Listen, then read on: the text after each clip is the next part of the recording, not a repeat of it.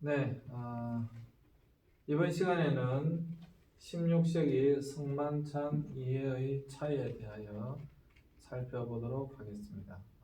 2시간에 걸쳐서 성찬식, 교회에서 하고 있는 성찬식에 대하여 살펴볼 텐데요. 이 성찬식이 로마 가톨릭 교회가 다르고 우리 개신교에서도 각 파에 따라서 다른 주장을 하고 있습니다. 종교개혁 이후에 교회는 각자의 신학을 발전시켜 나갑니다. 제일 먼저 큰 차이를 보였던 것이 바로 성만찬에 대한 이해였습니다. 그 성만찬이 어떻게 다른지 그 차이들을 이번 시간에 살펴보고자 합니다. 먼저 그림을 한번 보시면요. 우리가 너무도 잘 알고 있는 레오나르도 다빈치의 최후의 만찬입니다. 예수님께서 잡히시는 날 밤에 제자들과 함께 마지막으로 저녁 식사를 하셨습니다. 우리는 그것을 최후의 만찬이라고 합니다. 이렇게 사실 최후의 만찬이라고 해서 이렇게 좀 뭐라 그럴까요? 화려하게 그림을 그려놨지만 실제로 예수님의 마지막 만찬은 이렇게 화려한 것이 아니었습니다. 그 다음 사진을 보시면요. 사실 예수님께서 마지막으로 제자들과 함께 식사를 하신 것은 굉장히 조촐한 그러한 식사였습니다. 예수님께서 식사하시는 도중에 제자들에게 떡과 잔을 나누시면서 이것을 행하여 나를 기억하라 라고 말씀하셨습니다. 이 떡은 내가 너를 위하여 찢기는 나의 몸이다 라고 말씀하셨고, 이 포도주는, 이 잔은 내가 너를 위해 흘리는 바 나의 피다 라고 말씀하셨습니다. 사실 이 성만찬 때문에 초대교회 시절에는 로마로부터 핍박을 받는 하나의 이유가 되기도 했습니다. 왜냐하면 모르는 사람들은 이 성찬식을 통해서 예수님의 몸과 예수님의 피를 먹는다. 그래서 사람의 피와 몸을 먹는다라는 소문이 났었기 때문에 사실 이 성찬식은 핍박의 한 이유가 되기도 했습니다. 사람들이 잘 몰랐던 것이죠. 오늘날에도 이 성찬식은 로마 가톨릭 교회든 동방교회든 또한 우리 개신교회든 그 모든 교회에서 이 성찬식은 거행되어지고 있습니다. 그만큼 이 성찬식은 우리에게 중요한 의미를 담고 있습니다. 예수님의 십자가 사건을 우리에게 말씀해 주고 있는 것이기 때문에 또 친히 예수님께서 제정하시고 이것을 행하라고 말씀하셨기 때문에 우리 모든 교회들은 이것을 지금도 여전히 행하고 있습니다. 그런데 이것을 행하고는 있는데 각 사람마다 또 각 교파마다 주장하는 바는 분명히 다릅니다. 그러니까 성만찬을 할 때 성찬식의 의미가 각 교단마다 각 교파마다 어떻게 다른지 한번 살펴보도록 하겠습니다. 먼저 16세기에 종교개혁 이후에 기독교인들은 성만찬을 집전할 때 예수 그리스도의 몸이 어떻게 성만찬에 임재하는지에 관심이 높았습니다. 이게 굉장히 중요합니다. 우리가 예배를 드릴 때 예배의 가장 중요한 의미가 무엇인가 하면 그것은 바로 예수님을 만난다는 것입니다. 우리가 예배 가운데 가장 중요하게 생각해야 될 것이 무엇인가 하면 그것은 바로 하나님의 임재입니다. 하나님께서 그 예배 가운데 임재하시는데 예수님이 그 예배 가운데 임재하시는데 어떻게 임재하시는가? 임재하시는 모습은 어떤가? 방법은 어떤가에 대한 주장들이 달라지게 되었다라고 하는 것입니다. 오늘날에도 이 성만찬의 의미가 중요한 것은 많은 교회들이 예배는 드리고 있는데 실제적으로 그 예배를 통하여서 하나님을 만나는 것, 예수님께서 그곳에 임재하여 계신가에 대하여 우리는 너무도 등한시하고 있습니다. 많은 사람들이 예배는 드리지만 그냥 예배에 참여하고 돌아가는 경우가 대부분이다라고 하는 것입니다. 그래서 이 성만찬의 의미를 다시 한번 더 우리가 되새기면서 예배 가운데 임재하시는 하나님의 모습, 하나님을 어떻게 우리가 체험할 수 있을 것인가에 대하여 생각해 보고자 하는 것입니다. 그래서 성만찬에 어떻게 예수님께서 임재하시는지 그것에 관심이 굉장히 높았습니다. 그리고 그리스도의 몸을 먹는다는 것은 죄의 용서와 구원의 중요한 문제였습니다. 좀 이따가 살펴보겠지만 로마 가톨릭 교회에서는 지금도 제일 중요한 것이 바로 이 성만찬입니다. 왜냐하면 그 성만찬에 참여하여서 그 떡과 잔을 통하여서 그들은 구원받는다라고 생각하기 때문에 그렇습니다. 구원의 굉장히 중요한 요소다라고 생각하기 때문에 그렇습니다. 그렇기 때문에 이 성만찬은 오늘날에도 그렇게 단순한 문제는 아니다. 그러면서 16세기에 여러 종교개혁자들의 모습을 바라보면서 어떻게 차이가 나타나게 되었는지를 살펴보고자 합니다. 첫 번째는요, 로마 가톨릭 교회의 화채술입니다. 화채술 말 그대로 몸으로 변한다라고 하는 것입니다. 로마 가톨릭 교회는 지금도 화채술을 주장하고 있습니다. 화채술이라고 하는 것은 성만찬을 거행할 때 떡과 포도주가 속성은 변하지 않지만 속성은 그대로 남아있지만 그 본질은 예수님의 살과 피로 바뀐다라고 하는 것입니다. 굉장히 중요한 것입니다. 로마 가톨릭 교회에서 이 떡을 먹을 때 요즘은 잔은 취하지 않습니다. 떡만 먹죠. 각 신부들이 각 그 성도들의 신자들의 입안에 떡을 넣어주는 모습을 여러분 TV를 통해서 많이 보셨을 것입니다.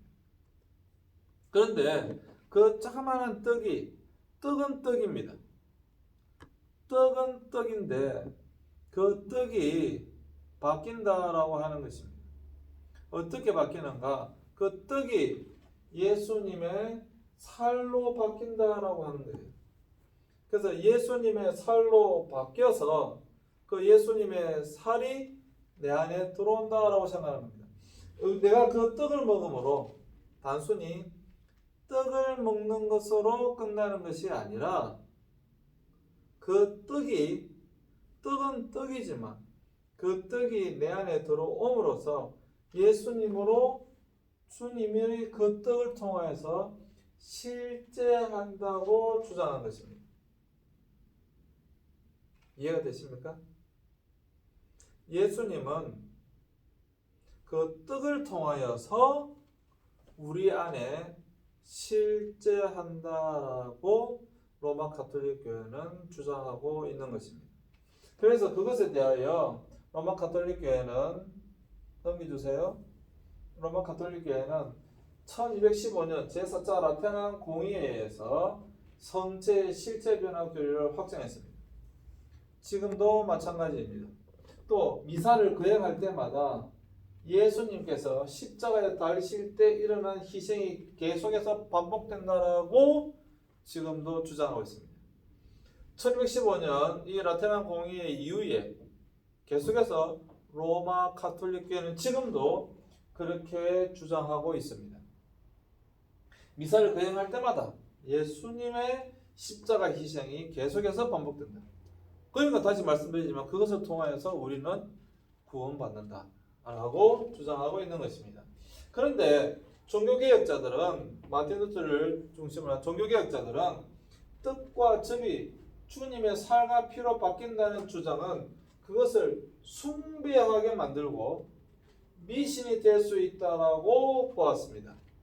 그리고 히브리서에 예수님은 한 번의 만인을 위해 once for all 단 한 번으로 모든 사람을 위해 희생 제물이 되셨다라고 되어 있기 때문에 우리가 미사를 드릴 때마다 우리가 예배를 드릴 때마다 그 희생제가 반복된다라고 하는 것은 이 말씀에 위배된다라고 생각하게 된 것입니다. 그래서 로마 가톨릭 교회는 지금도 이 화채설을 믿고 있고 그렇게 따르고 있지만 그 이후에 종교 개혁자들은 이제 이 화채설을 버리게 됩니다. 화채설은 뭔가 하면 다시 한번 말씀드리지만 매번 미사 때마다 예수님의 십자가 사건이 계속 반복되어진다. 그리고 이 떡을 먹을 때마다 이 떡이 내 안에 들어옴으로써 예수님께서 그 떡을 통하여 내 안에 실제하신다 라고 믿는 것이 바로 화채설이다 라고 하는 것입니다. 그 다음에 이제 두 번째는 마틴 루터, 종교개혁자 마틴 루터의 공제설입니다. 공적 임재설이라고 합니다. 공제설은 공적 임재설이라고 합니다. 마틴 루터는 성만찬에서 떡과 잔의 본질이 살과 피로 변하는 것에 반대했습니다. 방금 말씀드린 것처럼 로마 가톨릭 교회는 이 떡과 잔이 예수님의 살과 피로 변한다. 그래서 화채설이라고 했는데 마틴 루터는 그것을 반대했습니다. 그러나 주님의 부활하신 몸은 신성과 인성 사이에 속성의 교류가 일어나기 때문에 우주 전체에 가득 찰 수 있다. 그러므로 주님의 몸은 우리에게 주어진 떡과 젖 안에 함께 위에 밑에 실제한다고 보았습니다. 무슨 말인가 하면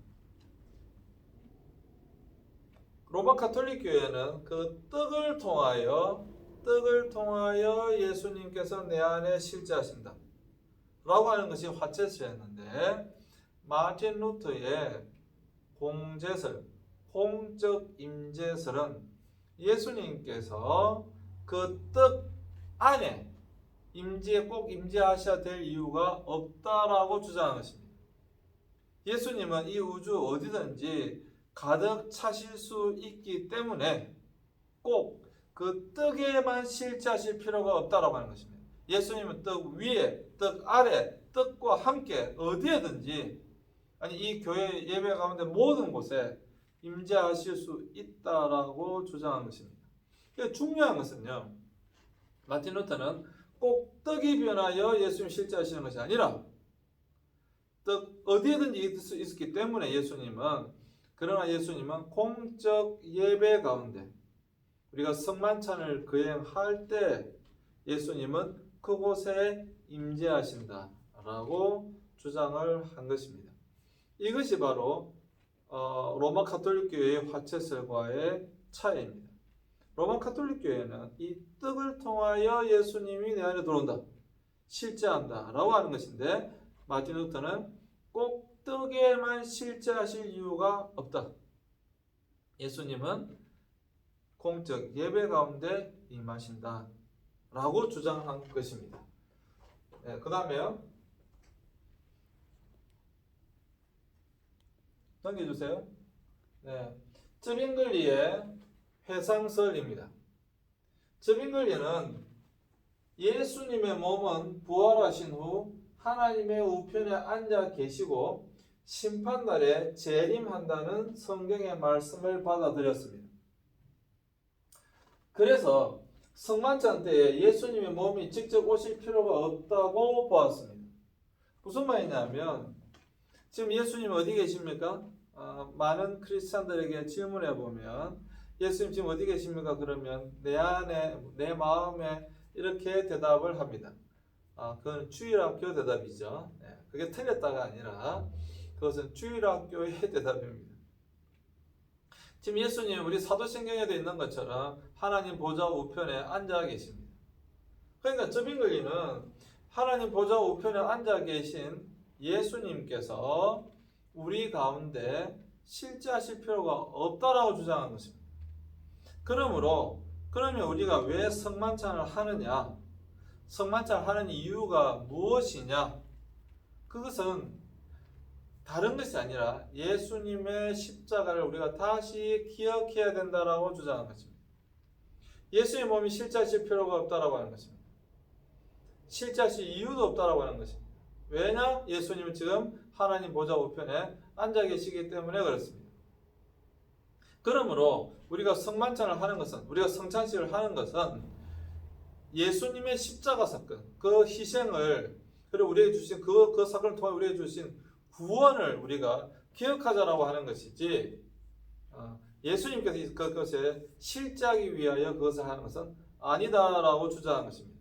이것을 우리는 첩인글리의 회상설이라고 합니다. 그래서 그는 첩인글리 루터와는 달리 이것이 내 몸이라는 말은 이것이 내 몸을 의미한다 라고 보았고요. 그는 성만찬을 집례할 때 최초 주님의 만찬을 회상, 기념 혹은 기억하면서 그것에 참여하는 것이 중요하다라고 생각했던 것입니다. 예수님께서 실제 이곳에 오시는 것이 아니고 그것을 통하여서 예수님의 십자가를 우리가 항상 기억하자, 생각해야 된다 라고 주장한 것입니다. 이것을 우리는 첩인글리의 회상설이라고 합니다. 마지막 네 번째, 이제 우리가 살펴봐야 될 것이 그림도 유명한 칼뱅, 짱칼뱅. 우리는 칼빈으로 더 널리 익숙하죠. 칼빈의 영적 임재설이 되겠습니다. 칼뱅은 루트와 첩인글리와 다르면서도 그 둘을 중재할 수 있는 입장을 가지고 있었습니다. 그것이 무엇인가 하면 칼뱅은 루터처럼 성만찬에 예수님이 실제로 임재한다고 주장했습니다. 그런데 첩인글리처럼 하나님 우편에 계신 주님의 몸이 직접 오실 필요는 없다라고 말한 것입니다. 자, 예수님은 우리가 성만찬을 할 때, 예배를 드릴 때 실제하십니다. 그런데 실제하시는데, 임재하시는데, presence, 임재하시는데 예수님의 몸이 직접 올 필요는 없다는 것입니다. 그러면 예수님은 실제하시는데 예수님의 몸이 직접 오실 필요는 없다. 그럼 이것이 어떻게 되는 것인가? 그래서 칼뱅은 이렇게 주장합니다. 직접 오실 필요가 없기 때문에 그 대신에 예수님은 성령으로 성만찬에 오셔서 우리를 주님과 연결시켜 준다고 보았습니다. 칼뱅은 예수님께서는 지금 하나님 보좌 우편에 앉아 계십니다. 그래서 예수님이 임재하시긴 하시는데, 하나님 임재하시긴 하시는데 실제로 몸이 올 필요는 없고 영적으로 임재하신다라고 주장한 것입니다.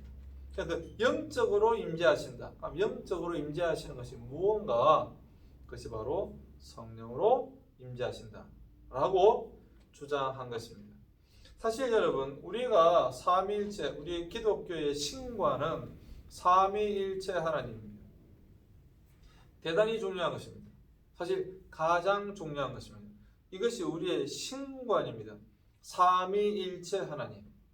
이것이 우리의 신관이기 때문에 가장 중요한 것입니다. 그런데 대부분의 교회에서 안타깝게도 이 삼위일체에 대하여 제대로 교육하지가 않습니다. 어쨌거나 여러분, 가장 중요한 것은 예수님의 그 몸이, 하나님 보좌 우편에 앉아 계신 예수님의 몸이 우리에게 실제하시는 것은 아니지만 예수님과 동격이신 성령 하나님께서 그 예배 가운데 임재하신다. 그리고 성령 하나님을 통하여서 우리는 예수님과 연결되어져 있다 라고 하는 것입니다. 그것이 칼뱅은 주장한 것입니다. 저는 제 개인적으로는 이 칼뱅의 영적 임재설을 따릅니다. 실제로 예수님께서 그 예배 가운데 어떻게 임재하시는가? 어떻게 임재하셔야 되는가? 예수님의 몸이 실제로 오셔야 되는가? 저는 그렇지는 않다고 봅니다. 물론 예수님께서 너희가 내 이름으로 두세 사람이 모인 곳에 나도 함께 하시겠다라고 약속하셨습니다. 맞습니다. 그러면 예수님의 몸이 실제로 오시는 것인가? 그것이 아니라 저는 성령으로 우리와 함께 하신다 라고 저는 분명히 믿습니다. 특별히 칼빈은 한 가지 더 말하였는데, 공적 예배 가운데 예수님은 말씀을 통하여서 성령으로 우리에게 역사하신다 라고 주장했습니다. 그렇기 때문에 우리의 예배, 특별히 우리 개신교가 가장 강조하는 것이 오직 말씀이기 때문에 말씀 가운데 성령으로 예수님을 만나게 체험하게 되는 것입니다. 그래서 저 개인적으로는 이 칼뱅의 영적 임재설을 따릅니다. 물론 여러분들이 첩인글리의 기념설, 회상설을 따라도 될 것이고, 마틴 루터의 공적 임재설, 공제설을 따라서도 무방할 것입니다. 뭐 로마 가톨릭교회 다니시는 분이 있다고 한다면 화채설에 대해서 아마 따를 것입니다. 그건 그러나 저 개인적으로는 여기에 있는 칼뱅의 영적 임재설이 내가 볼 때 그래도 가장 타당하지 않나라는 생각을 해보게 되어집니다. 잠시 쉬었다가 2교시에 이것에 대하여 다시 한 번 더 설명드리도록 하겠습니다. 잠시 쉬겠습니다.